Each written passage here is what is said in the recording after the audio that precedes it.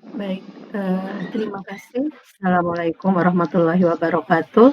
Waalaikumsalam warahmatullahi Ibu wabarakatuh. Bapak semuanya Waalaikumsalam yang warahmatullahi wabarakatuh. Ibu Bapak yang hadir pada Waalaikumsalam hari warahmatullahi ini. wabarakatuh. Yang saya hormati kepala sekolah. Ini sekolah kan betul ya? Iya betul Bu. Kepala sekolah Ashifa ya, Ashifa Subang. Ya, semoga saya suatu hari nanti bisa berkunjung ke sana karena sekarang kondisinya kurang baik ya, lagi pandemi, jadi terpaksa kita melaksanakannya seperti ini. Yang saya hormati pihak-pihak sekolah semuanya, baik guru maupun staf. Yang saya hormati dan saya banggakan Ibu Bapak yang hadir pada hari ini. Kita sama-sama akan belajar dan berdiskusi karena kalau yang namanya menulis itu terus belajar ya. Jadi kalau saya membagikan suatu ilmu juga saya sebetulnya sedang belajar. Ya, puji syukur kita panjatkan kehadirat Ilahi Robbi karena atas rahmat dan karunia-Nya. Alhamdulillah pada kesempatan yang berbahagia ini saya dapat sama-sama berkumpul melalui bukan Zoom, ini apa tadi, Google Meet ya, melalui Google Meet. Mudah-mudahan acara kita berlangsung dengan lancar dan baik. Ini sebetulnya saya sangat jarang sih menggunakan Google Meet ya, walaupun dengan mahasiswa ya pernah juga beberapa kali gitu, tapi kalau untuk acara-acara seperti ini biasanya kalau nggak Smile ya itu ya Zoom ya. Ya semoga aja tidak ada kendala. Ya, Ibu Bapak, pada hari ini kita akan mempelajari tentang penulisan buku pelajaran, begitu ya? Semoga tidak salah. Penulisan buku pelajaran atau orang juga sering menyebutnya dengan istilah buku teks, gitu ya. Seperti itu, sehingga ada dua di Puskurbuk atau Kemendikbud itu, yaitu jenis buku teks dan non teks disebutnya. Ya. Tadi saya sudah diperkenalkan oleh Pak Puadi, barangkali kalau tidak salah ya, Pak Puadi sudah memperkenalkan saya, dan sekarang kita izinkan saya untuk membagikan salindia terkait dengan materi yang akan kita pelajari bersama. Nanti Ibu Bapak, mohon maaf Pak Puadi, ini nanti ada waktu khusus untuk bertanya atau kita langsung sesi tanya jawab saja, biar komunikatif? Langsung sesi tanya jawab saja Bu. Langsung tanya jawab saja ya. Jadi Ibu Bapak biar tidak menunggu nanti saya selesai bicara lupa apa yang mau disampaikan atau yang mau ditanyakan ya. Jadi apa namanya, sebaiknya kita langsung diskusi karena tadi saya bilang bahwa kita sama-sama sedang belajar. Ya mohon maaf saya agak sedikit serak ya karena full banget ini minggu ini saya tuh udah 3 bulan ini memang sangat full mengisi acara di berbagai instansi dan perguruan tinggi, jadi ya kadang kendalanya ada di tenggorokan nih. Ya baik Ibu Bapak, saya akan membagikan materi terkait dengan ini. Ini betul ya dipresentasikan sekarang itu di situ ya. Ya betul. Yang mana yang jendela seluruh layar Anda? Oke, yang mana yang harus saya inikan? Sebentar ya. Yang jendelanya Bu, biasanya. Yang jendela. Ya, Oke. nanti dipilih yang itu. Yang presentasi ibunya. Ya. Ini apa namanya? belum pernah pakai ini. Pakai Google Meet ya, tapi ya harus dicoba segala sesuatunya ya. Oke. Belum ada Bu. Belum ada ya? Ya. Saya sudah membuka semua sebetulnya di layar ini. Saya biasanya lebih suka memang sendiri ya, apa namanya, menyampaikan materi itu tidak maksudnya tidak mengganggu yang lain yang sedang ini gitu, tapi semoga ini bisa ya. Tapi belum ya? Belum Bu, belum ada. Belum.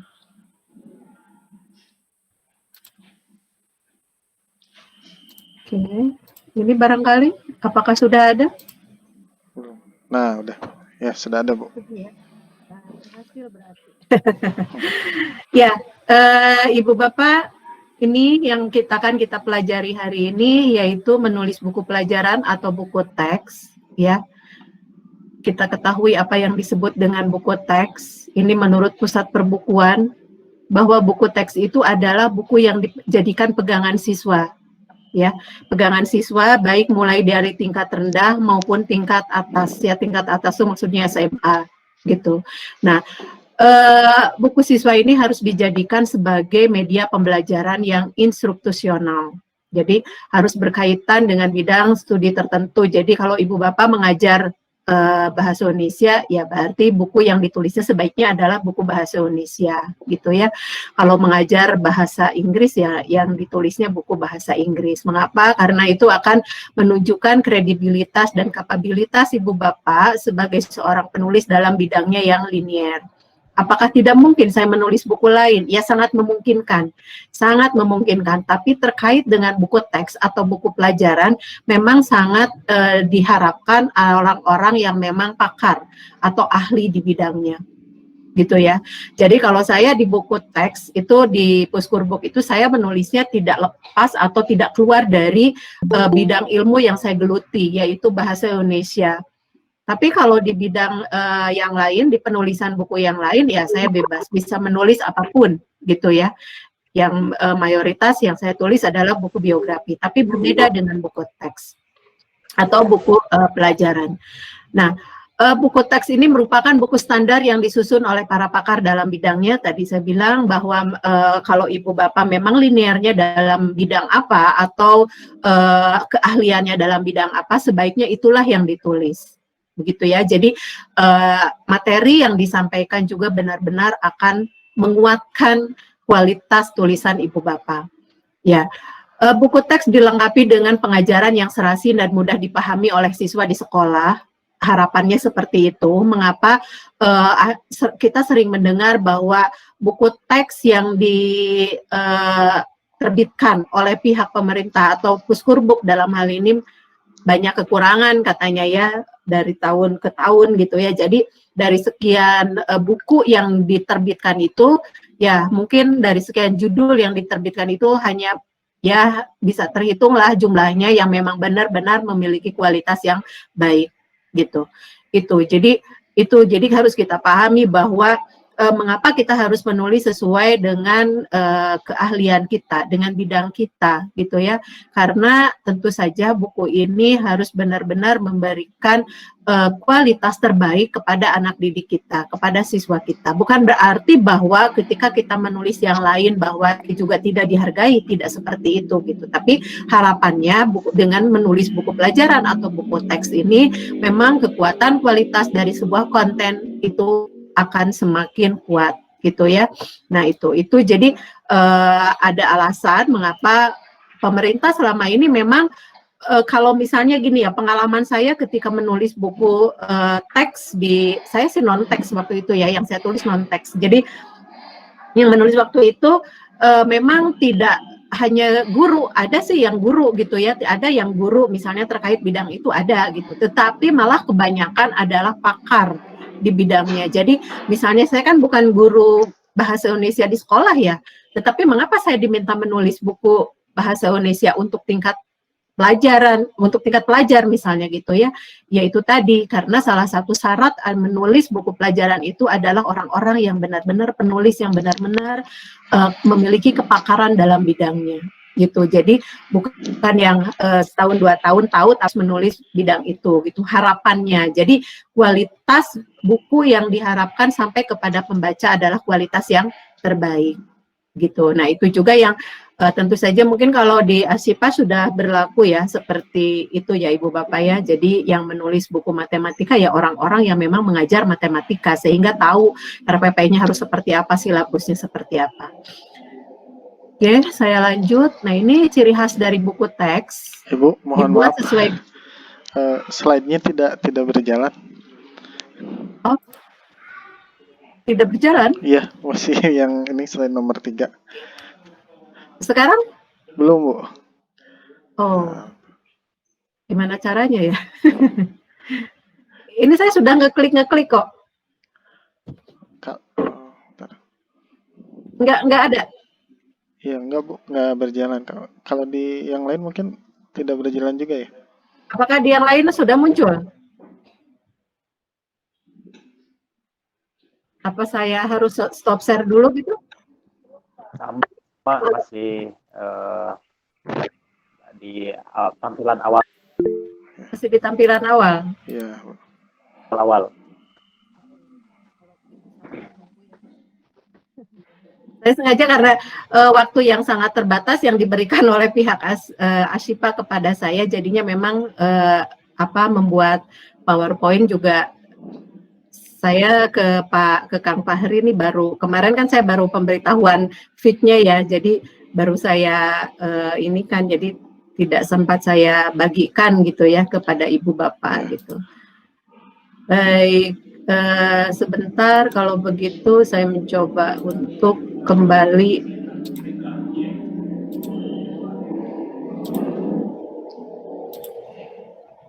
Ininya sama kan dengan menurunkan atas bawah gitu ya? Iya, Bu. Seharusnya. Nah ini udah ada ini. Coba mungkin diturunkan atau dipindahkan slide-nya dulu, Bu. Itu beda, udah beda sekarang. Ini slide nomor 5, Bu. Tips dan trik menulis. Kalau yang terlihat di sini. Padahal saya ini udah nurunin atasin. Sudah dicoba ini, Bu, yang seluruh presentasinya yang seluruh layar. Nah, itu yang mana nih? Nah, itu sudah ada, Bu. Yang seluruh. Ini sudah bergerak, Bu. Oh, gitu aja ya. Jangan di slideshow ya. Nah, gitu diklik aja, Bu. Nah, ini bisa. Bisa, Bu, ada, Bu. Oh. Dikliknya PowerPoint-nya. Ya. PowerPoint-nya yang dikliknya. Ya. Dia tidak mau slideshow, baiklah. Tapi terlihat ya Ibu Bapak ya? Ya, Bu. Terlihat ini sudah ada. Ya.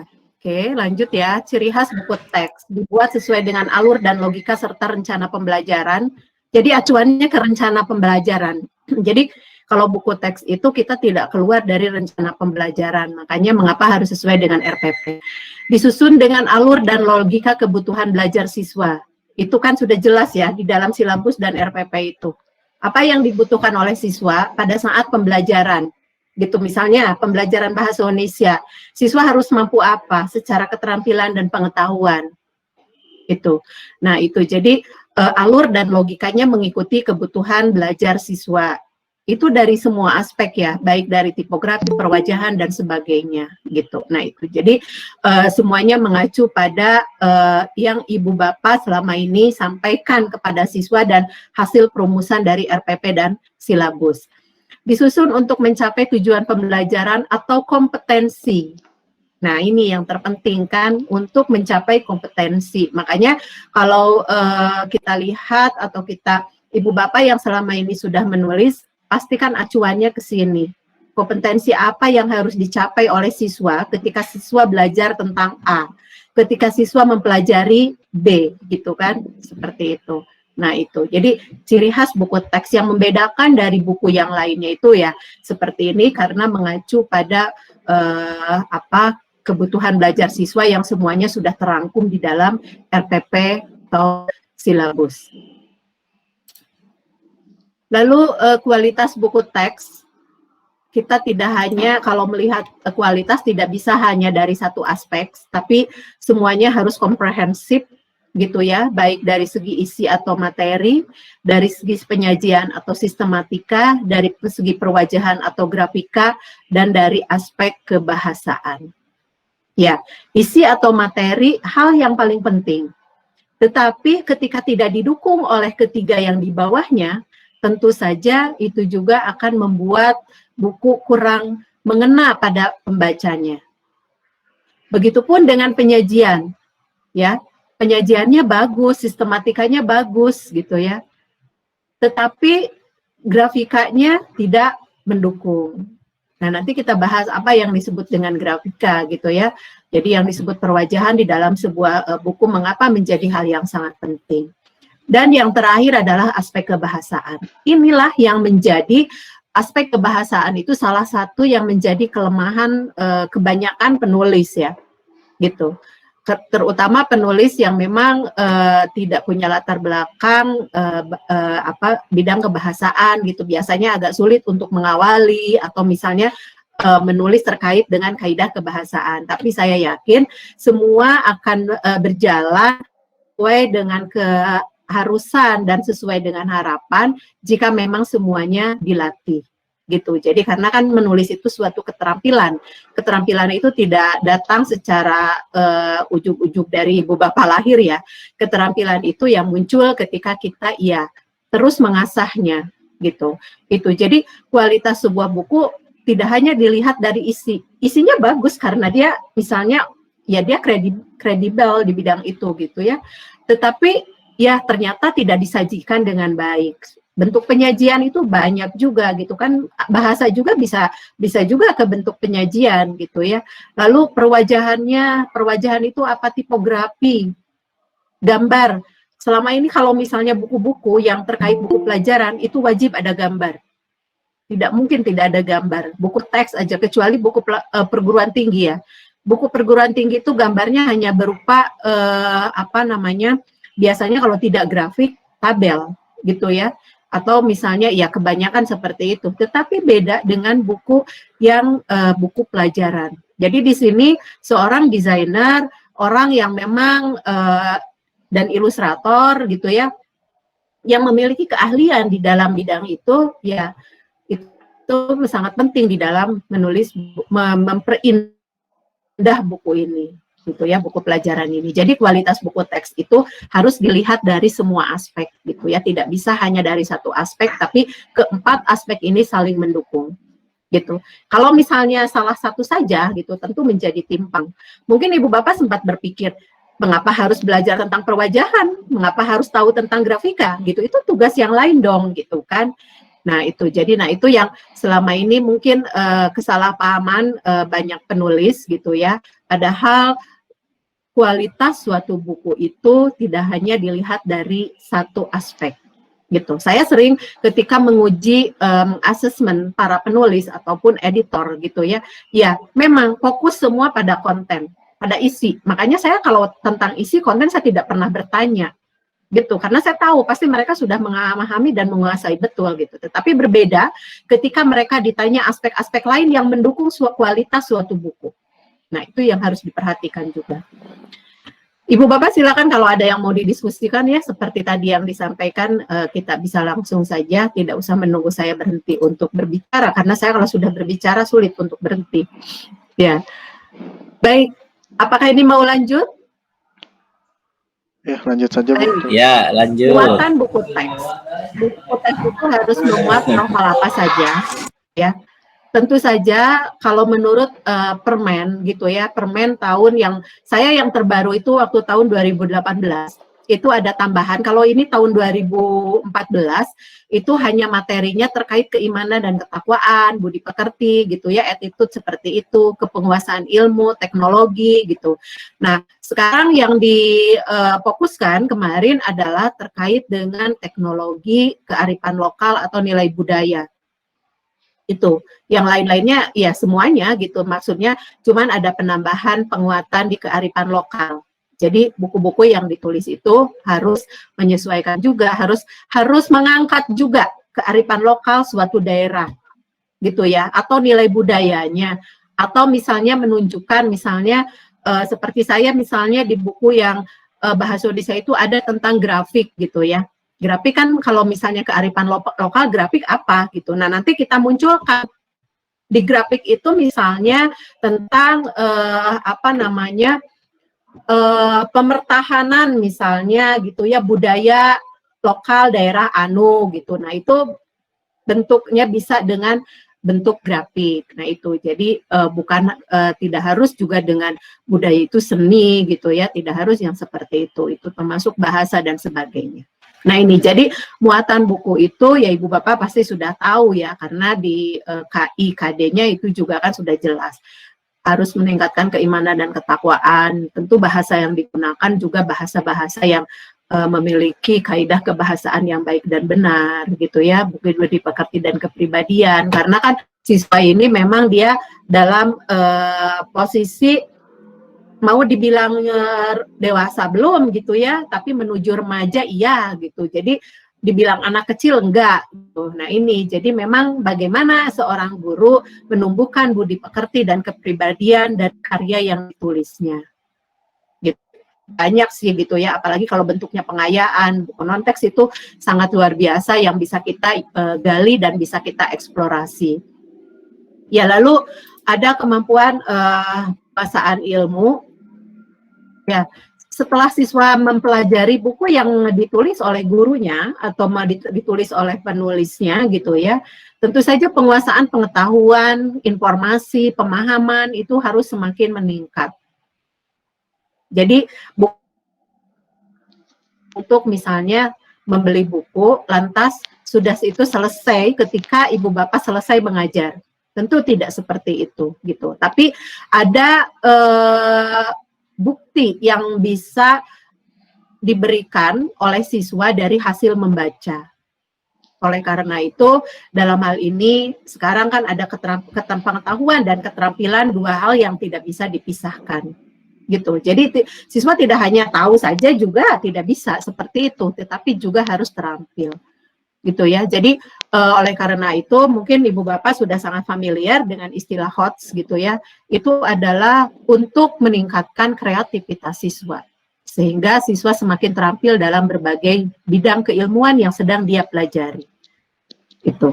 Nah, pengetahuan dan teknologi apalagi di zaman sekarang gitu ya, sekarang yang serba semuanya daring, yang serba semuanya menggunakan teknologi, tentu bidikan teknologi ini menjadi hal yang sangat penting juga gitu ya, pengetahuan yang diberikan kepada siswa gitu. Nah, lalu ini tentu saja akan berbeda antara buku pelajaran bidang tertentu dengan buku pelajaran yang lainnya. Nah, lalu kepekaan dan kemampuan estetis, makanya ketika menulis buku tadi saya bilang komprehensif keahlian yang harus kita miliki sebagai seorang penulis gitu ya. Jadi bagaimana estetika sebuah tulisan itu dilihat dari berbagai aspek, keindahannya. Keindahan itu kan dari berbahasa juga kan bisa kita lihat gitu ya. Bahasa yang indah, yang baik itu bisa membuat pemahaman yang membacanya semakin mudah gitu ya. Itu. Lalu kearifan lokal atau nilai budaya suatu daerah, tadi sudah saya sampaikan bahwa ini menjadi hal yang penting untuk kita tidak bisa lepas bahwa sebagai negara yang memiliki suku yang sangat banyak dengan bahasa daerah yang sangat banyak, tapi dipersatukan oleh satu bahasa yaitu bahasa Indonesia, nilai budaya itu tidak boleh hilang. Gitu ya. Walaupun sekarang tadi teknologi kan pengaruhnya pada berbagai bidang, teknologi pengaruhnya pada berbagai aspek gitu ya. Tetapi ketika kita dapat menumbuhkan gitu ya sisi budaya kepada anak didik kita atau kepada siswa, tentu saja ya terkontaminasi mungkin pasti gitu ya, tetapi ya minimal gitu ya, kita guru sebagai seorang guru ya kita dapat meminimalisasi apa yang bisa diterima oleh siswa dari faktor-faktor yang datangnya dari luar. Nah ini, jadi muatan buku teks itu tidak sembarangan ibu bapak. Ibu bapak tidak bisa misalnya menulis ya menulis saja gitu, tidak bisa seperti itu karena aspek-aspek yang lain yang ini sudah masuk di dalam undang-undang dan permen ya, ini sudah ada di permennya. Nah ini harus mencakup hal-hal seperti ini. Gitu. Jadi wah sulit dong menulis buku pelajaran, tidak ada yang sulit dan tidak ada yang mudah kalau kita mau berusaha dan mencoba gitu sebetulnya ya. Kalau dibilang mudah juga nanti kita terlalu memudahkan, akhirnya ya kita menulis apa adanya. Mau dibilang sulit nanti kita tidak nulis gitu ya. Jadi kalau saya intinya adalah walaupun saya sebetulnya bukan penulis buku teks atau buku pelajaran ya gitu ya, genre saya tidak di bidang itu gitu, tetapi ketika saya diminta dan mencoba gitu ya menulis itu ternyata mengasihkan juga gitu. Saya semakin tahu bagaimana saya harus mengungkap sesuatu gitu ya dalam bentuk bahasa, dalam bentuk tuturan secara tulisan kepada siswa yang tentu saja berbeda dengan kita menyampaikannya saya menyampaikan kepada mahasiswa. Itu. Jadi muatan-muatan buku teks itu ya memang sudah memiliki SOP-nya seperti itu ya, juklaknya udah seperti itu gitu. Jadi memang kita tidak bisa keluar dari aspek-aspek yang memang harus muncul di dalam buku teks. Nah, ini sudah ke tips dan trik sih. Ini kalau buku teks, ini saya contohkan saja ya, ada beberapa yang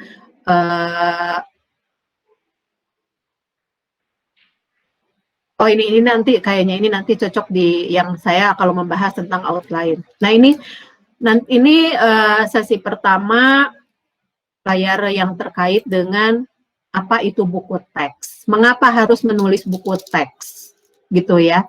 Apa pentingnya buku teks gitu? Kita mau membuat siswa kita semakin berdaya, kita mau membuat siswa kita berliterasi tinggi, yaitu salah satunya adalah diupayakan dan dibuktikan oleh gurunya dengan menulis. Itu. Jadi menulislah sesuai dengan keahlian, sesuai dengan bidang, sesuai dengan yang Ibu Bapak ajarkan. Itu Ibu Bapak, apakah suara saya masih terdengar jelas? Ya, masih Bu, masih. Ya. Ibu, Ya. masih terdengar jelas. Baik. Kalau tidak ada yang ditanyakan, mungkin belum panas suasananya. Ya, Bu, Ini memang dilanjut saja. suasana jam-jam segini, jam-jamnya untuk rehat ya Ibu Bapak ya. Tapi Ibu Bapak harus mencari pengetahuan, ilmu, dan pemahaman. Ya, ini tips dan trik menulis. Ini saya menyesuaikan dengan rundown acara yang dikirimkan oleh pihak panitia dari ASIPA, gitu ya. Kalau selama ini apa sih supaya kita bisa giat dan terus menulis? Ya tidak pernah berhenti menulis. Saya yakin kalau misalnya Ibu Bapak sudah mencoba sekali dan berhasil, itu akan ketagihan. Begitu. Jadi kalau saya setiap hari pasti menulis. Karena apa? Karena hampir, walaupun bukan tulisan saya gitu ya, kebanyakan naskah yang masuk ke penerbit saya itu adalah naskah yang perlu dikembangkan. Jadi editor pengembang. Gitu. Jadi pasti nulis gitu. Tidak pernah dalam satu hari pun saya tidak menulis. Saya pasti nulis karena semua naskah yang digarap di penerbit saya itu semuanya, hampir semuanya, karena kami jasa ya, mayoritas jasa, jadi semuanya terkait dengan, kalaupun hanya menyunting gitu, itu menyunting substantif gitu ya, dan editornya lebih banyak mengerjakan editor pengembang itu. Jadi kalau saya sih ya tidak pernah berhenti menulis, karena penguasaan dan kemampuan kita dalam menulis akan semakin baik, yaitu dengan berlatih. Mungkin saya di awal-awal ketika saya menulis buku saya yang pertama dulu diterbitkan oleh penerbit di Solo ya, ketika saya baca lagi sekarang rasanya malu gitu ya, masih banyak kekurangannya gitu. Tetapi ya terus mencoba gitu. Kalau misalnya malu dan tidak diikuti dengan action gitu ya, ya tidak akan ada hasil gitu. Jadi intinya bagaimana supaya terus menulis, ya jangan berhenti menulis gitu. Tidak pernah berhenti menulis gitu. Boleh jadi misalnya menulis itu tuntutan buat Ibu Bapak sebagai guru. Boleh jadi pada suatu hari menulis itu menjadi kebutuhan gitu. Boleh jadi menulis itu sudah menjadi fashion. Menulis itu sudah menjadi hobi dan kebiasaan. Saya sekarang sudah ada di posisi yang ya mungkin bisa jadi yang mana udah semuanya kayaknya ya. Itu akhirnya menulis buat saya menjadi hobi. Ketika saya sudah tidak menulis misalnya, rasa-rasanya saya merasa berdosa kok, ada sesuatu yang tidak saya sampaikan gitu. Tapi hampir tidak pernah sih gitu ya, makanya sampai saat ini hampir tidak pernah berhenti menulis gitu, karena ya pekerjaannya seperti itu sehari-hari. Kalau misalnya tidak mengedit ya pasti menulis. Kalau dosen sama dengan guru tuntutannya ya, kalau tidak menulis buku ya menulis jurnal, menulis proceeding, menulis karya ilmiah gitu. Begitu. Jadi saya termasuk orang yang suka kompetensi suka bersaing lah gitu ya.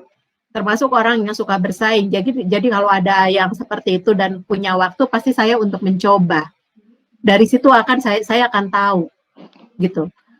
Jadi oh saya kurangnya di sini. Oh ternyata orang lain keren ini gini-gini gitu. Ternyata kita masih banyak kurang misalnya ya. Nah, lalu banyak membaca dan mengapresiasi karya orang lain. Jadi mengapresiasi itu bukan hanya dengan membeli, ya Ibu Bapak, bukan hanya dengan membeli buku yang asli gitu, itu mengapresiasi.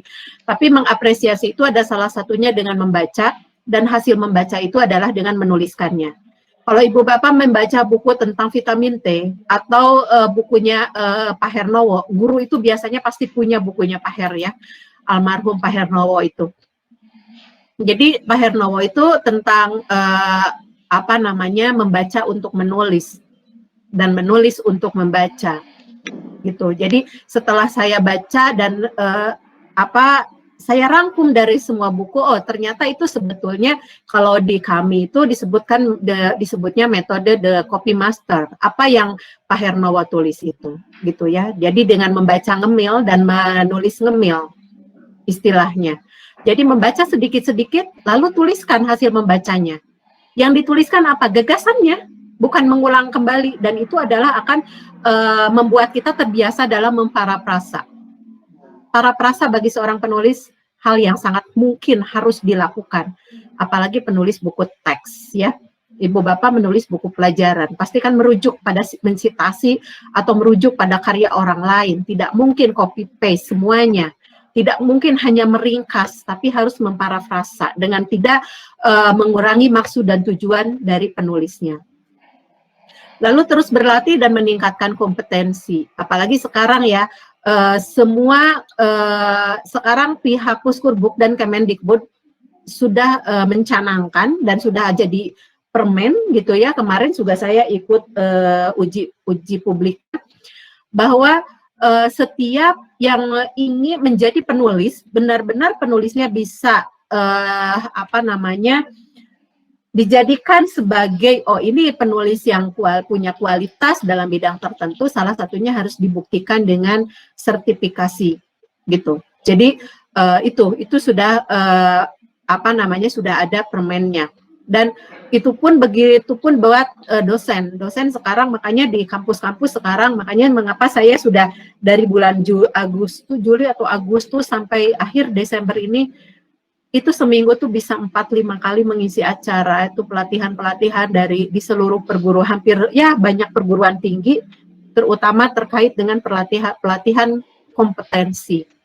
Berlatih, meningkatkan kemampuan menulis, menyunting, gitu sesuai dengan kompetensinya masing-masing.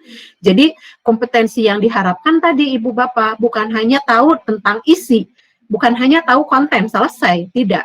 Karena yang disebut kompetensi di dalam dunia penulisan itu luas, gitu ya. Gitu. Jadi tidak puas dengan saya udah paham kok, saya udah tahu gitu. Paham tahu tidak cukup. Gitu ya, ternyata gitu ya, karena kompetensi itu tuntutannya sangat luar biasa gitu. Jadi seperti itu Ibu Bapak. Nah, Ibu Bapak ya, saya berharap Ibu Bapak yang, apakah di sini sudah ada yang pernah ikut sertifikasi? Kalau Kang Fahri mungkin ini ya, editor ya. Kalau yang menulis sudah ada yang pernah ikut belum? Belum Bu, kalau dari guru Sipa ya. Oh belum ya. Ya semoga nanti ke depannya ya.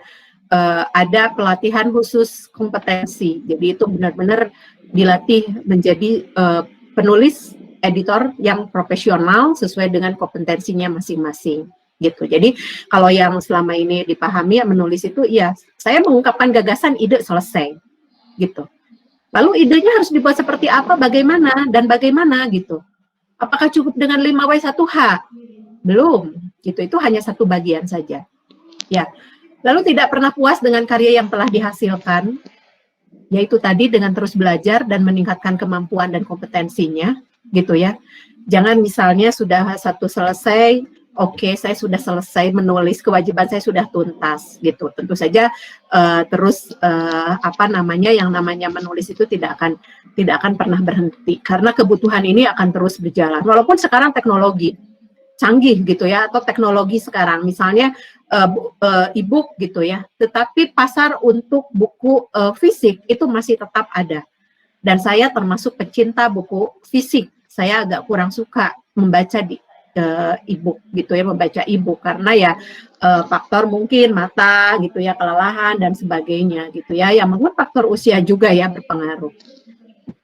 Itu Ibu Bapak yang tips dan trik ya, ini tips dan trik yang selama ini saya rasakan dan selama ini saya lakukan. Ibu Bapak tentu mungkin punya tips dan trik yang lain ya, silahkan. Yang intinya adalah bisa memudahkan Ibu Bapak menuju proses penulisan yang mumpuni, yang sesuai dengan yang seharusnya, yang berkualitas gitu ya. Jadi ya silakan, setiap orang akan berbeda. Dia punya tips dan triknya sendiri-sendiri. Tapi inilah yang saya rasakan. Dengan banyaknya membaca, semakin banyak ide berkeliaran di otak kita gitu. Jadi saya ketika misalnya jangankan hanya membaca, ketika saya menonton sesuatu misalnya gitu ya, atau saya melihat sesuatu, oh ini kayaknya bisa diteliti. Meneliti itu kan menulis ya. Jadi aspek kebahasaan aja itu saya meneliti. Misalnya pejabat kok salah-salah ya dalam menyampaikan pidato. Nah itu diteliti, meneliti juga menulis gitu ya. Nah atau misalnya kok salah-salah ya sekarang di dalam menulis itu banyak sekali nih penggunaan di yang dipisah dan disatukan kan menjadi ramai juga di Facebook gitu. Nah itu kita sebagai guru, sebagai pembelajar juga gitu kan, dan kita sebagai ya seperti saya sebagai dosen. Itu tuh sebetulnya menjadi ide dan gagasan. Jadi ide dan gagasan itu sangat luar biasa, bermunculan, berkeliaran, tinggal bagaimana kita menangkapnya. Menangkap lalu kita mengeksekusi, jangan hanya menangkap lalu kita tidak mengeksekusinya. Ya tentu dia akan hilang begitu saja. Bukan menggurui, tapi ya itu tadi saya bilang bahwa setiap orang mungkin akan berbeda bagaimana cara mereka punya tips dan trik sendiri di dalam menulis. Nah ini, jadi kalau yang selama ini saya pelajari dari naskah-naskah yang masuk ke saya gitu ya, ke penerbit saya gitu, mengapa buku itu menjadi tidak menarik, padahal isinya sebetulnya sih menarik gitu ya. Tapi mengapa ya tidak menarik gitu ketika sampai ke pembaca? Ya karena kita tidak bisa menggagas gitu ya ilmu baru. Jadi tema-tema yang kita ungkapkan semuanya yang terlalu umum dan tidak unik. Kalau buku pelajaran sih sebetulnya ya kita sudah tahu bahwa yang mau disampaikan ini gitu. Tetapi tetap saja mengapa saya pernah bertanya gini ya ke waktu itu di Puskurbuk itu, ketika saya sudah dinyatakan lolos seleksi menjadi penulis di Puskurbuk, itu saya sempat bertanya, karena saya waktu itu bukan iseng sih ya, tapi maksudnya saya mencoba gitu ya, saya mampu apa enggak gitu, kan saya bisa atau tidak, karena genre saya bukan di sana gitu. Nah, pas saya masuk, itu semua itu dari dosen, guru, dari berbagai perguruan tinggi, juga dari sekolah-sekolah gitu, juga banyak lah gitu ya. Dan akhirnya saya sempat berpikir ketika saya dites tertulis gitu ya, orang lain mungkin menuliskan sesuai dengan seperti yang pada umumnya menulis buku teks. Tapi saya menulis secara sesuatu yang berbeda karena saya memang bukan genre di bidang buku itu gitu ya. Nah ternyata dari kata pihak Puskurbuknya ketika di terakhir gitu ya, ketika sudah diterima dan saya bertanya apa yang menjadi beliau juga sih menyampaikan apa yang menjadi pilihan ini jatuh kepada si A, si B, si C. Ke saya misalnya salah satunya karena saya termasuk penulis yang out of the box katanya. Dari sekian yang ditulis, kita misalnya dikasih waktu 30 menit untuk menulis. Dari sekian yang ditulis itu ternyata beda katanya gitu. Padahal saya waktu itu tidak pede ya, kurang pede karena yaitu tadi saya tidak punya keahlian, kemampuan khusus dalam buku pelajaran. Saya tidak pernah mengajar di sekolah ya. Saya pernah ngajar di TK, pernah 10 tahun 6 bulan. 10 tahun 3 bulan apa 6 bulan ya itu waktu masih sebelum kuliah dan masih sejak kuliah sampai kuliah ya. Jadi makanya saya menulis buku waktu di Grafindo itu bukunya tentang 6 jilid ya buku itu ya, tentang buku yang untuk PAUD ya. Jadi saya berandai menulis ya karena saya punya latar belakang itu gitu. Ketika saya mendirikan sekolah TK atau PAUD dengan teman-teman pada masa itu belum banyak ya PAUD atau bukan PAUD ya kalau dulu TK ya, TK yang agama itu ya. Nah seperti itu yang berbasis agama. Nah Itu jadi hal-hal seperti itu. Ternyata katanya bahasa yang saya gunakan, cara saya menuturkan, cara saya menyampaikan itu keluar dari kebiasaan orang pada umumnya gitu. Nah, mungkin karena itu tadi saya berlatar belakang penulis buku non-teks gitu ya, dan ya maksudnya juga ya mungkin saya lebih suka pengayaan gitu dibandingkan saya harus menulis buku teks. Tetapi sebagai orang yang saya itu tadi saya bilang saya selalu ingin mencoba dan ingin tahu kemampuan saya gitu ya, ya saya coba gitu dan akhirnya ya itu ya seperti itu. Ibu Bapak ada yang mau didiskusikan atau lanjut dulu? Ini Bu Ini ada. banyak sih layarnya. Ya. Nah ini yang akan disampaikan sebetulnya pada tataran ini adalah ini. Jadi mengawali sebuah tulisan, menemukan ide yang layak dipublikasikan itu seperti apa. Ini ada draft, mengeksekusi ide menjadi draft, gitu ya. Ini sih sebetulnya di buku umum ya. Kalau buku pelajaran semuanya draftnya sudah ada, gitu ya, idenya sudah ada, mau menulis apa, jadi ibu bapak sudah tidak sulit lagi. Menyempurnakan draft dari berbagai kelemahan, yaitu dengan revising, dengan revising, dan lalu melakukan editing, memperbaiki beberapa kesalahan, baik aspek kebahasaan dan lain-lain, tapi kita tidak sampai pada tahapan menerbitkan ya, jadi cukup sampai pada tahapan revising dan editing. Oke. Nah ini, jadi pra menulis, saya ingin bertanya dulu kepada Ibu Bapak, di dalam pra menulis ini, Ibu Bapak kan sudah menulis ya kalau saya tidak salah informasi, sudah pernah menulis dan bukunya juga sudah diterbitkan, karena ASIPA juga punya penerbit dan percetakan luar biasa, saya sangat mengapresiasi itu, jarang loh pihak yayasan atau sekolah yang punya penerbit dan percetakan sekaligus itu, berarti kan ini benar-benar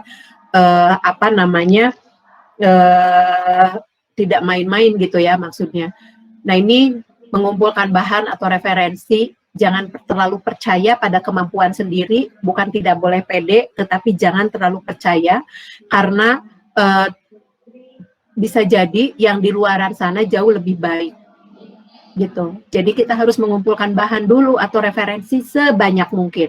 Itu yang biasa saya lakukan. Saya tidak akan bisa menulis kalau saya tidak mengumpulkan referensi yang sangat banyak gitu. Jadi kalau hanya referensinya dari yang saya, misalnya saya menulis buku yang edit linguistik ya, menulis buku edit linguistik. Jadi saya kalau menulis buku edit linguistik, udah dari pemahaman saya saja, tidak bisa. Saya mengumpulkan buku sebanyak mungkin. Makanya mengapa buku yang terkait dengan editing itu saya lama banget menulisnya, karena referensinya agak sulit gitu ya. Gitu. Referensi itu bisa didapat dari manapun, bisa dari buku gitu ya, bisa dari hasil mendengar, seperti Ibu Bapak sekarang mendengar saya misalnya gitu kan, itu bisa jadi sebagai bahan ke Ibu Bapak di dalam menulis. Lalu menyiapkan outline, penting. Mengapa harus ada outline di dalam menulis? Pasti Ibu Bapak karena sudah punya RPP dan silabus, itu tidak usah repot-repot gitu ya, karena itu semuanya sudah ada di situ. Memastikan segmentasi pasar dan menentukan jenis buku. Ya. Jadi memastikan segmentasi pasar. Ini untuk anak siswa kelas berapa? SD, SMP, SMA, SD-nya tingkat berapa? Rendah atau SD tinggi? Gitu ya.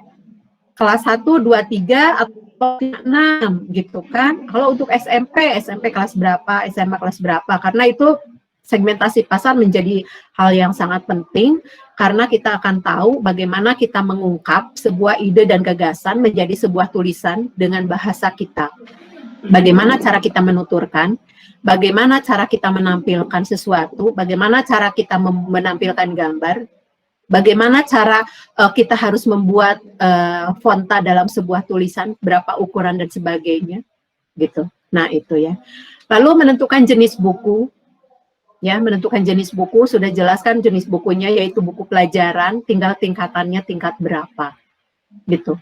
Tentu akan berbeda ketika Ibu Bapak menulis jenis buku-buku yang lainnya. Tadi saya bilang buku pelajaran, dia punya karakteristik sendiri yang berbeda dari buku yang lainnya.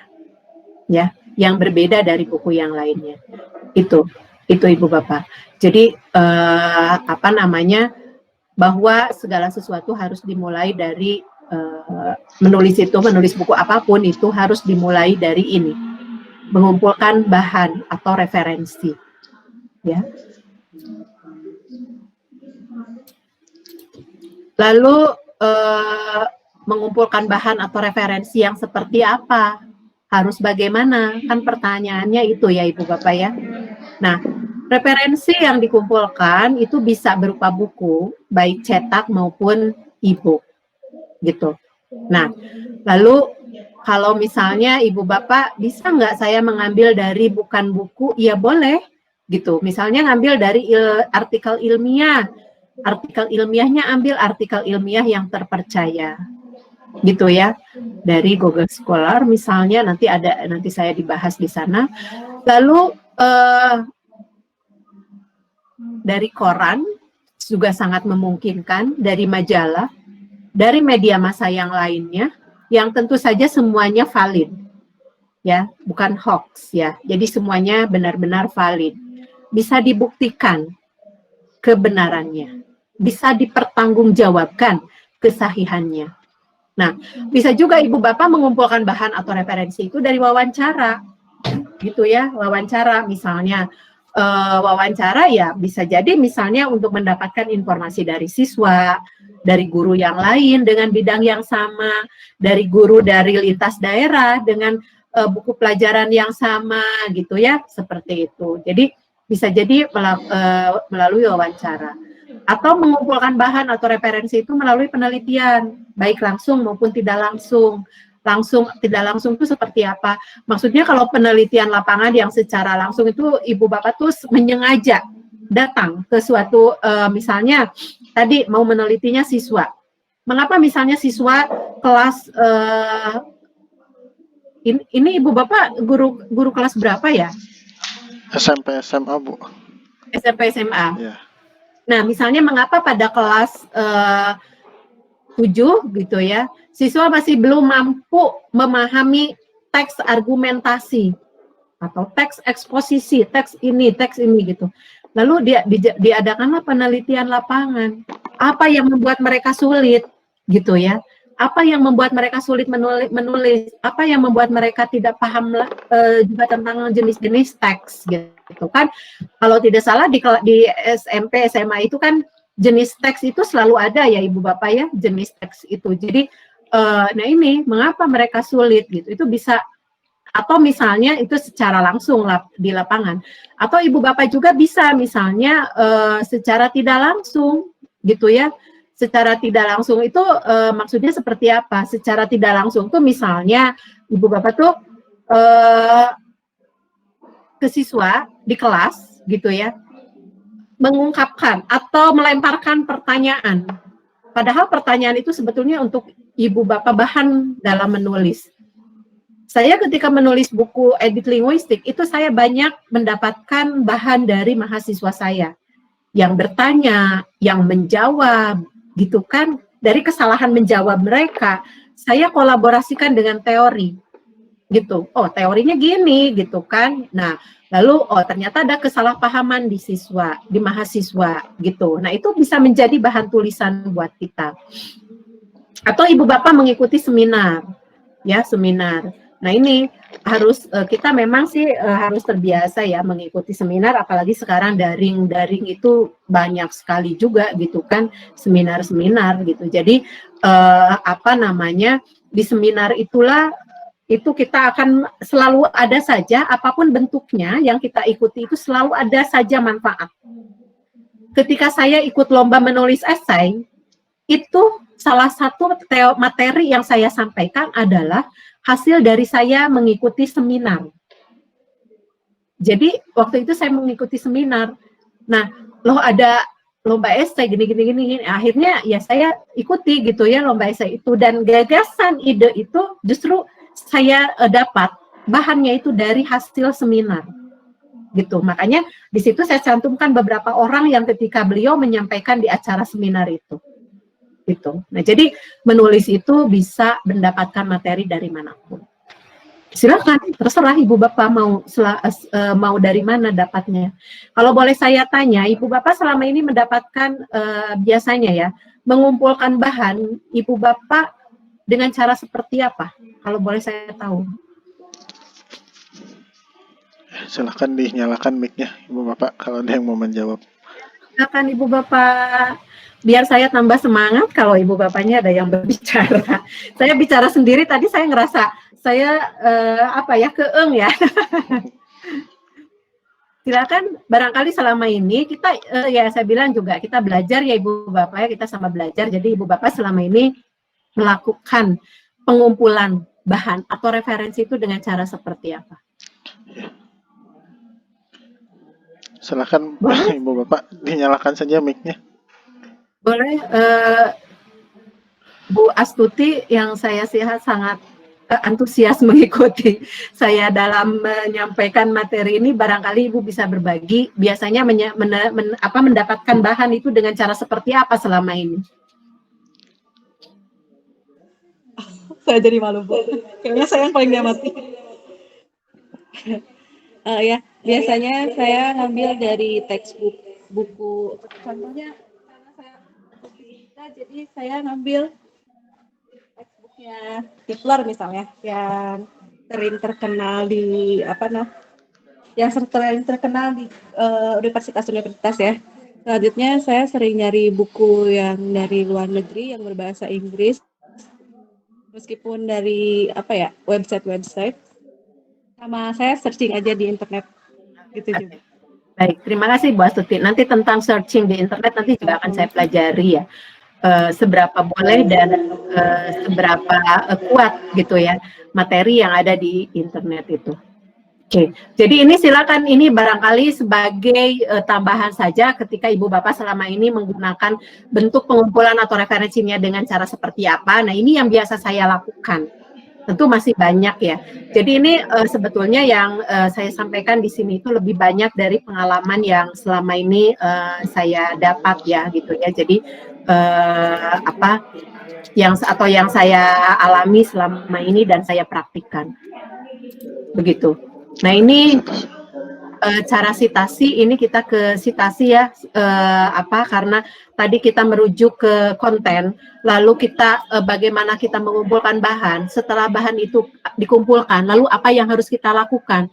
Tentu kita harus mencoba untuk mengawali sesuatu dengan cara menulis gitu ya. Nah, ketika kita mensitasi, ya tentu saja hindari kutipan langsung, bukan tidak boleh, karena metode mengutip itu memang ada kutipan langsung dan tidak langsung. Tetapi mengapa saya bilang hindari? Karena kalau kita di checker plagiarism, itu kalau kita mengutip langsung itu bisa 100% jatuhnya, plagiatnya. Gitu. Jadi hindari. Ya, kalau bisa hindari gitu, betul-betul. Kalau saya sih hampir tidak pernah mengutip secara langsung ya, karena kadang apa yang disampaikan oleh penulis juga kan bisa jadi ada kita punya ide yang lain gitu ya, lalu kita kolaborasikan. Lakukan kutipan tidak langsung dengan parafrasa. Tadi sudah saya sampaikan di awal ya sedikit bahwa kita harus mencoba untuk memparafrasa. Tidak boleh copy paste, itu sangat dilarang. Jadi parafrasa itu memang sangat dimungkinkan kalau kita keluar dari kaidah plagiarism gitu ya, itu akan keluar dari itu. Jadi dengan kita mengutip lalu kita mengutip tidak langsung dan memparafrasa kembali, itu akan menjadikan tulisan kita tidak terkena aspek plagiat. Nah, Ibu Bapak boleh mencoba melakukan parafrasa itu dengan beberapa cara ya. Maksudnya beberapa cara itu misalnya dengan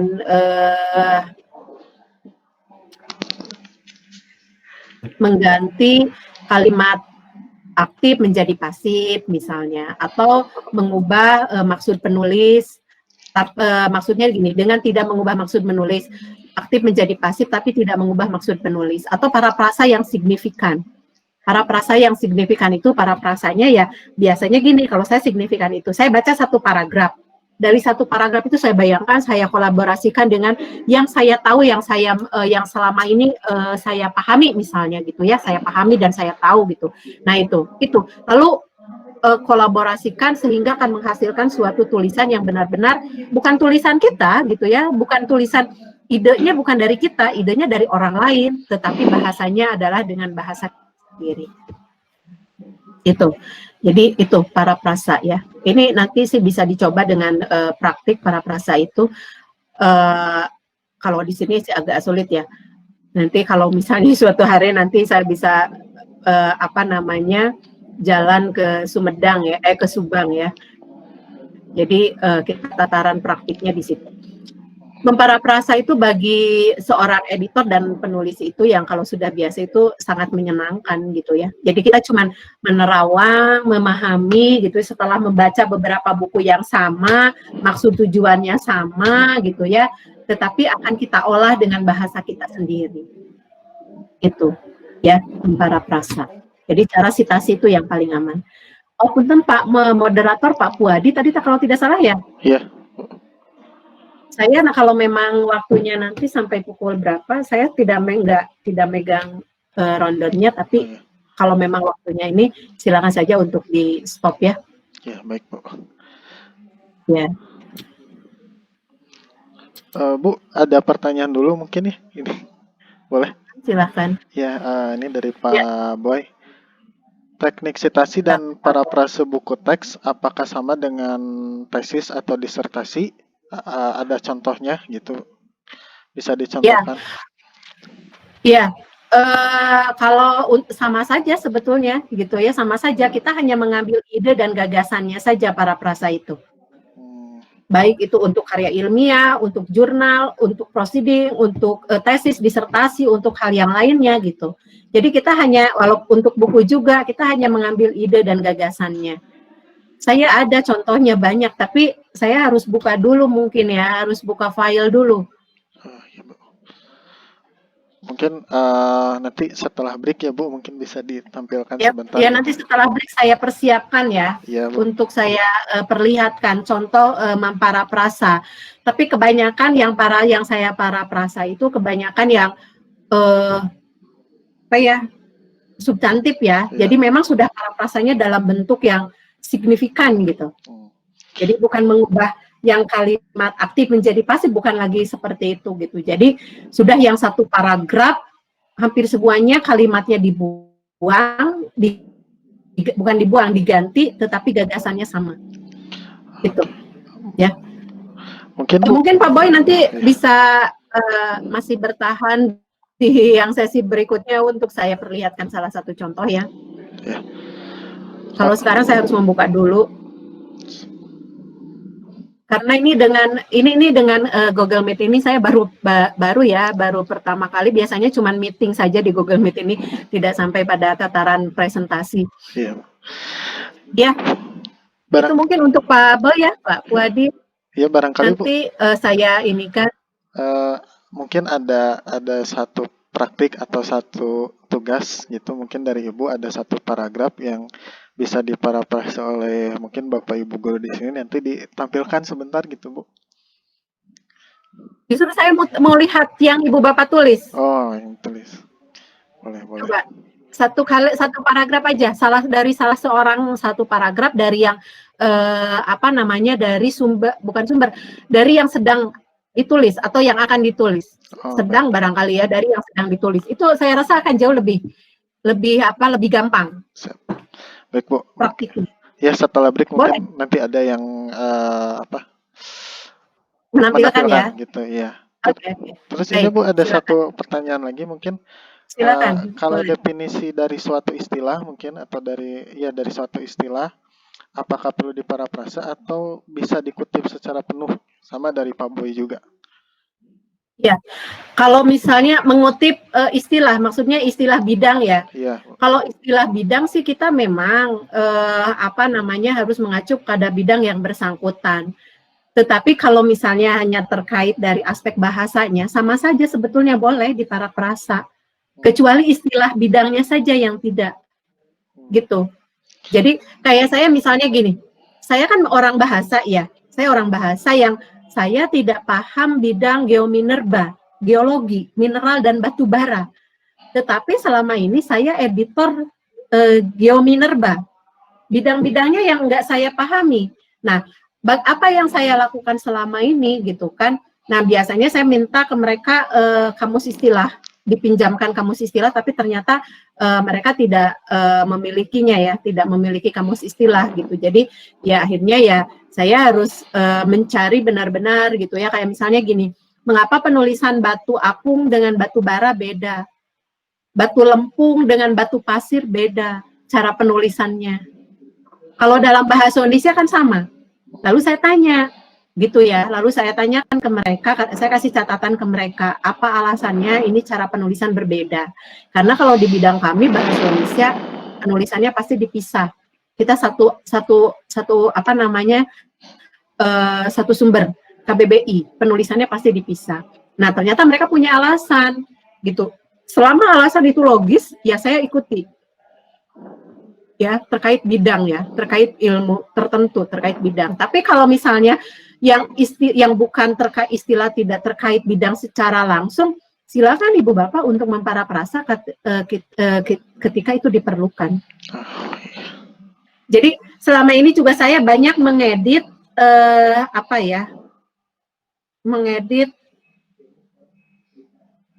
disertasi ya. Sebetulnya ya saya juga kalau misalnya untuk yang belum dipublikasikan atau yang ini saya tidak berani untuk share ya, karena itu kan secara etika ya.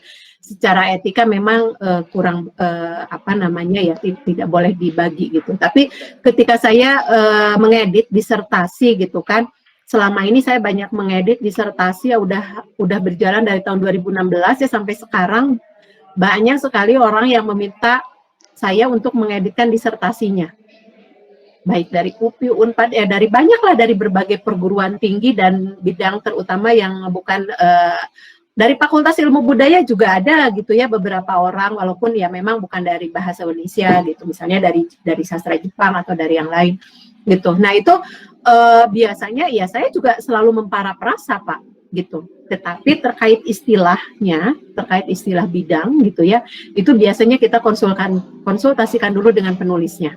Apa maksud dan tujuan ini? Mengapa dibuat seperti ini? Gitu. Biasanya sih yang saya lakukan seperti itu. Iya Bu, seperti kalau di mata pelajaran kan kayak di fisika gitu ya, misalnya gaya adalah satu dorongan gitu terhadap suatu benda. Nah, ternyata itu tuh secara umum digunakan di buku-buku lain atau misalnya di artikel-artikel internet. Nah, itu bagaimana Bu? Ya, gaya adalah bisa satu kalimat Bapak. Gaya adalah suatu dorongan adalah tarikan atau dorongan yang terjadi pada suatu benda gitu. Oh, kalau itu masih boleh. Misalnya mau diinikan kan gini ya. Yang namanya bidang keilmuan itu juga kan sebetulnya berkembang. Apakah misalnya definisi fisika itu dari tahun ke tahun tetap sama? Bahasa kan tidak ya. Kayak dulu misalnya apa yang disebut bahasa? Bahasa itu adalah simbol-simbol grafik. Nah, kata simbol-simbol grafik itu sekarang sudah tergantikan dengan istilah lain. Gitu. Karena kan bahasa berkembang gitu. Apakah misalnya fisika yang disebut dengan fisika itu adalah dorongan gitu kan? Iya. Apakah selalu seperti itu gitu? Tentu saja bahasa itu mengalami perkembangan. Jadi kita tahu itu mengalami perkembangan, perubahan, meningkat, menurun, merendah atau menaik gitu ya dari buku-buku lain dan dari para pakar yang lain. Biasanya para pakar kan mereka hasil penelitian menemukan sesuatu yang sesuatu yang berbeda tapi maksud dan tujuannya sama. Itu. Jadi silakan untuk di paraprasa tentu saja tadi mengikuti itu. Jadi misalnya fisika adalah sebuah dorongan ini gitu kan. Sama semua buku. Apakah karena sama itu karena yang satu juga ngambil sumber dari yang satu gitu. Sumbernya satu itu saja. Nah, itu kan makanya kalau kita bisa memparaprasa, sebetulnya kita bisa memparaprasa kalau kita membaca banyak sumber dari bahasan yang sama, pembahasan yang sama dengan tujuan pembahasan yang sama dan tujuan yang sama gitu ya, tapi dengan cara mereka memaparkan yang berbeda, baru kita bisa memparafrasa. Kalau kita hanya dari satu sumber, si A sumbernya sama, si B sumber sama, dari satu buku semuanya sama 10 buku itu gitu ya. Nah, itu kita tidak bisa tahu apa itu yang disebut fisika itu, apakah dari zaman dulu sampai sekarang sama. Saya rasa bahasa itu berubah ya, maksudnya berkembang. Perkembangan itu mengikuti tadi saya bilang semacam tadi ya, seperti teknologi gitu. Apakah misalnya ibu bapak yang disebut dengan pembelajaran itu adalah bertatap mukanya siswa dengan guru secara langsung? Ternyata kan sekarang tidak, karena ada teknologi. Bisa pembelajaran dilangsungkan secara tidak bertatap muka, via apa? Via WA, gitu kan? Seperti itu. Jadi saya rasa itu akan berubah sesuai dengan perkembangan. Ya, jadi kalau merasa sama dari satu buku ke buku yang lain, ya berarti sumber yang dipakai satu gitu. Kalau menurut pemahaman saya ya. Gitu mungkin? Iya, baik Bu. Ya. Baik. Ya. Saya lanjut? Ya, lanjut dulu. Mungkin sekitar 5 menit sampai 10 menit dulu Bu, sebelum Oh iya, saya ini masih tentang plagiarisme ya. Ya, boleh Bu. Agar terhindar dari plagiarisme, nah tadi kan Ibu siapa? Ibu Astuti ya menyebutkan bahwa selama ini mencari sumber itu dari internet ya, dari internet. Boleh kita misalnya mencari sumber itu supaya terhindar itu, carilah dari jurnal atau arsip original ya, baik nasional maupun internasional. Mencarinya kita bisa ambil dari Google Scholar, Cendekia.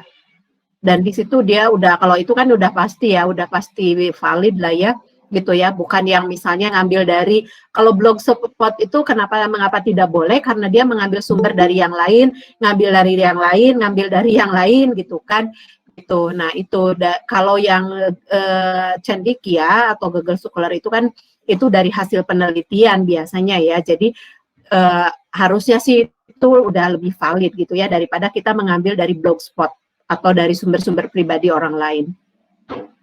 Lagi-lagi harus lakukan parafrasa, jangan copy paste. Lakukan uji tes plagiarisme. Kalau ibu bapak biasanya untuk yang buku-buku pelajaran ada checker plagiarismenya tidak? Pakai Turnitin misalnya.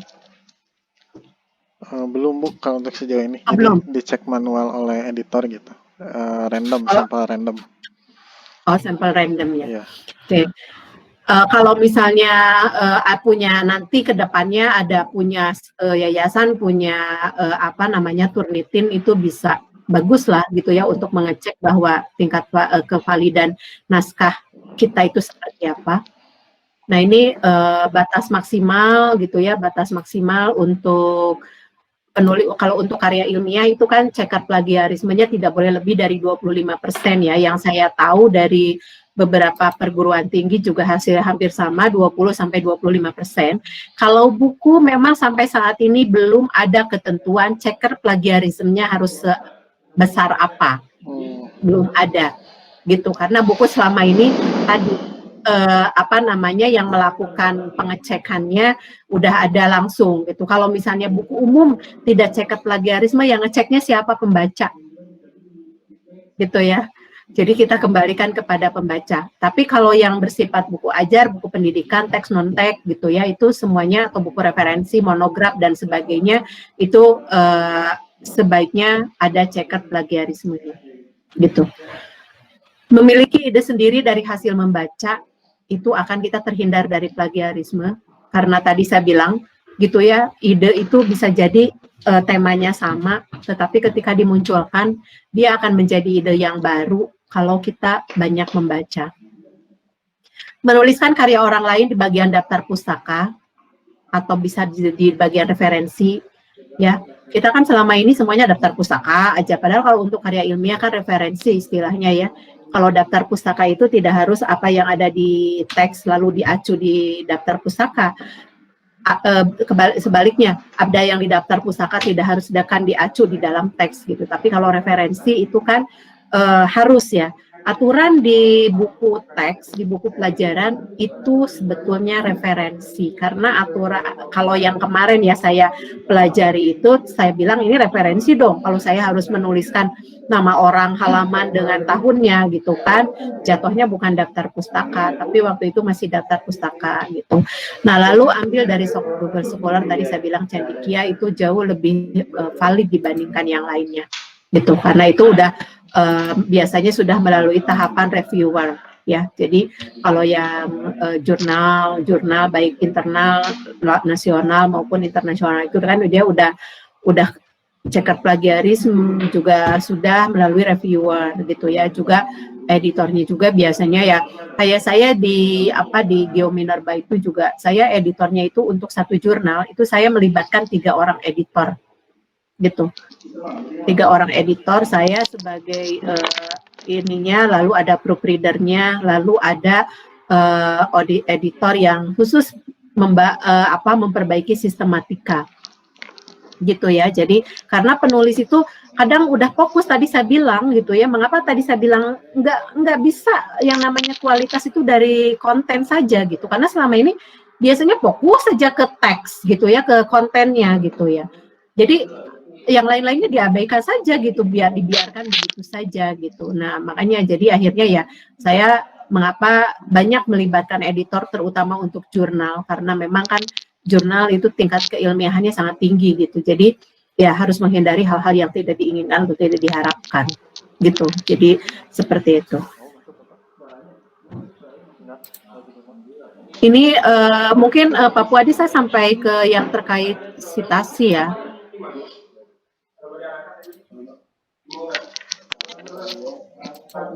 Halo? Iya Ibu, mungkin ada pertanyaan dulu Bu. Silakan. Ini dari Bu Astuti. Menurut Ibu, apakah di Wikipedia terpercaya karena di bawahnya suka dituliskan referensinya? Oh, Wikipedia. Ya. Wikipedia ya? Ya, Bu.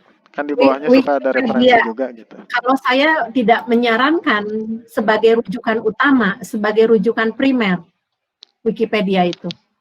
Saya tidak menyarankan Wikipedia dijadikan sebagai rujukan primer. Gitu. Karena apa? Karena kan Wikipedia itu dia mengumpulkan ya, mengumpulkan dari berbagai sumber. Siapapun boleh di Wikipedia gitu kan. Apa sih yang disebut dengan fisika misalnya, kumpulkan. Nanti semua orang boleh menjawab, boleh menyampaikan gagasan dan idenya di sana. Tapi biasanya tidak ada langsung ini loh yang disebut benar, enggak. Berbeda dengan kamus yang sudah pasti ya, gitu. Jadi kalau untuk referensi saja silahkan boleh. Kalau untuk referensi saja. Tetapi kalau untuk sebagai rujukan sumber primer, saya tidak menyarankan gitu untuk Wikipedia ya. Kalau tidak salah saya tampilkan juga, tapi saya lupa dapat di layar berapa gitu. Itu tidak diharapkan tidak. Wikipedia itu. Begitu? Apakah sudah puas Bu Astuti? Ya baik Bu. Saya pernah nyari suatu artikel ya di Google Cendekia itu, di Google Scholarship yang bahasa Indonesia.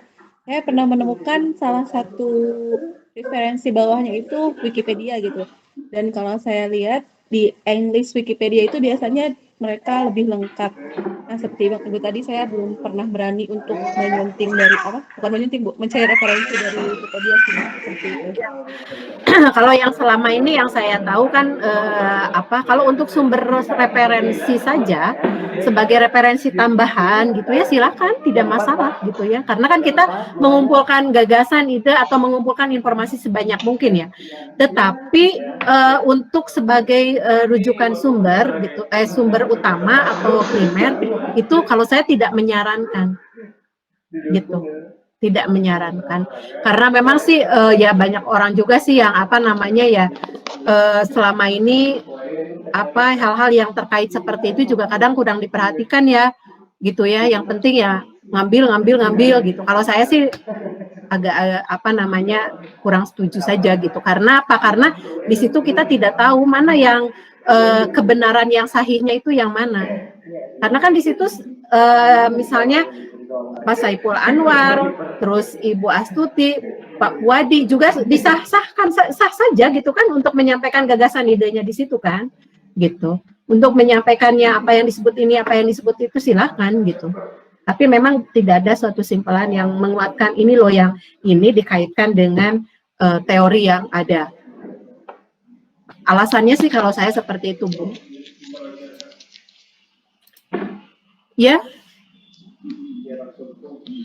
pencantuman sumber rujukan itu bisa melalui daftar pustaka atau referensi, bisa dengan endnote, body note, atau footnote. Jadi untuk menghilangkan atau terhindar dari plagiarisme itu, ya dari plagiat itu, jadi kita tidak plagiator gitu ya, terhindar dari itu, cantumkanlah apa yang kita sitasi dan apa yang kita rujuk itu di daftar pustaka atau referensi, gitu.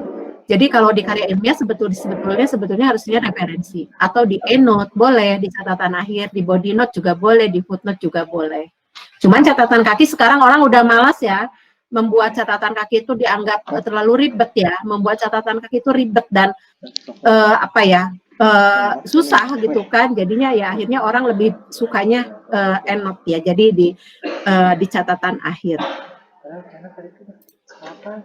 Nah ini pelanggaran hak cipta, penulis menggunakan ciptaan orang lain tanpa menyebutkan atau mencantumkan sumbernya secara lengkap, itu ada pada Undang-Undang Nomor 28 Tahun 2014, itu akan kena kalau kita mengambil seperti itu, mengambil ciptaan orang lain baik sedikit maupun seluruhnya gitu ya.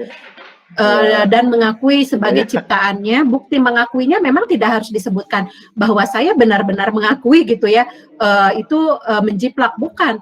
Tapi bentuk pengakuan itu kita menyatakan bahwa itu benar-benar karya sendiri, padahal kita ngambil dari orang lain tuh dengan tidak mencantumkan sitasi, maksudnya di pasal itu. Penulis mengubah dan menyamarkan ciptaan orang lain baik sebagian maupun seluruhnya seolah-olah merupakan hasil ciptaan sendiri, yaitu karena apa? Jadi disamarkan padahal itu punya orang lain, disamarkan oleh kita. Ya tadi saya bilang, walaupun kita mengutip secara tidak langsung, tetap saja sumbernya harus dicantumkan. Pelanggar hak cipta yaitu ya kita hindarilah untuk menjadi plagiator ya. Gitu. Lah, udah mungkin di sini sampai situ dulu Pak Puadi, kalau sudah habis waktunya. Ya baik Bu, karena mungkin sekitar 1 menit lagi adzan asar, mungkin kita break dulu. Ya. Ya insya Allah Boleh. nanti kembali lagi pukul 15.45 mungkin ya. Ya baik. 15.45 ya, 15.45. Nanti saya akan membahas outline gitu ya. Jadi di outline itu Ibu Bapak nanti saya juga akan memperlihatkan contoh outline yang pernah saya buat di buku pendidikan ya, di buku ajar ya. Tetapi saya berharap, kemarin saya sudah bilang ke Kang Fahri itu, Ibu Bapak untuk menyiapkan outline dulu dasarnya seperti apa dan bagaimana gitu kaitan dengan RPP atau silabus yang sudah dibuatnya. Itu mungkin ya. Oh ya, mungkin Bu karena kemarin lupa ya tidak tersampaikan untuk membuat outline, mungkin bisa sambil dipraktikkan saja Bu gitu untuk penyampaiannya ya. Gitu. Atau Ibu Bapak sudah persiapkan RPP-nya tidak? Nah itu belum kemarin belum tersampaikan gitu. Oh, atau gini aja, kan ada waktu beberapa menit ya. Jadi Ibu Bapak silakan aja lihat RPP-nya, kan mungkin ada di filenya masing-masing ya. Iya pasti ada Bu. Nah, itu aja. Nanti saya kasih contoh juga yang outline yang saya buat ketika saya menulis buku ajar. Ya baik Bu kalau begitu. Jadi sampai di sini dulu, nanti kita ketemu lagi di pukul 15.45. Semoga Ibu Bapak tetap bertahan, tidak bosan untuk mendengar ocehan saya. Gitu ya. Jadi nanti kita bertemu lagi, nanti masih menggunakan Google Meet yang sama, Pak Puadi? Iya, masih yang sama Bu. Baik. Terima kasih. Wassalamualaikum warahmatullahi wabarakatuh. Waalaikumsalam warahmatullahi wabarakatuh. Baik Bapak Ibu, kita break dulu untuk salat asar. Kita tutup dengan hamdalah bersama-sama. Nanti bisa langsung masuk aja untuk Google Meet ini, tidak saya tutup gitu. Ya, terima kasih. Assalamualaikum warahmatullahi wabarakatuh. Waalaikumsalam warahmatullahi wabarakatuh. Salim.